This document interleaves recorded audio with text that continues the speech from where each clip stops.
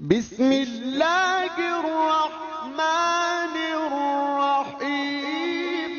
अली अलैहिस्सलाम जी बंदगी खालिक कायनात जी बंदगी अड़े अंदाज से अली अलैहिस्सलाम कन था। जो रवायत जा जुमला है ना, एक शख्स रात जी ऊंदा ही में लिखतो वो बयान थो करे, मुझे कन्नन ते रोइण जो आवाज महसूस थियो। मां कोशिश कयम तेन आवाज के बुधंदो बुधंदो उन मानू जे करीब वना जको रोए पियो थो, जको दाहू पियो थो करे, जको रात जो डाढे आवाज सा रोए पियो थो।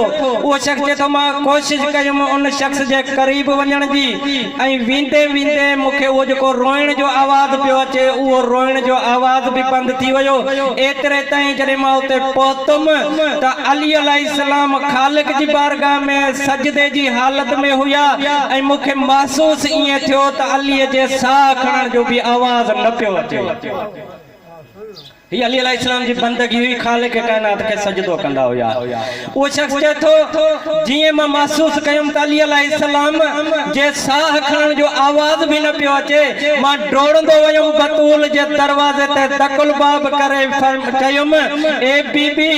जॾहिं बीबी जो आवाज आयो, केर? वो शख्स चए थो बीबी मां अली खे ॾिसी आयो आहियां, अली दुनिया छॾे चुको आहे। जनाब ज़हरा जो आवाज आयो, अली अलैहिस्सलाम खे कहिड़ी हालत में ॾिठो अथई, कहिड़ी कैफियत हुई अली अलैहिस्सलाम जी? वो शख्स चए थो मां जॾहिं करीब वयम त अलीअ जे साह खणण जो आवाज मूंखे महसूस न पियो थिए। त बीबी जो आवाज आयो, ए शख्स तोखे ख़बर कान्हे अली अलैहिस्सलाम रोज़ाना रात जो अहिड़े अंदाज सां ख़ुदा जी इबादत कंदो आहे।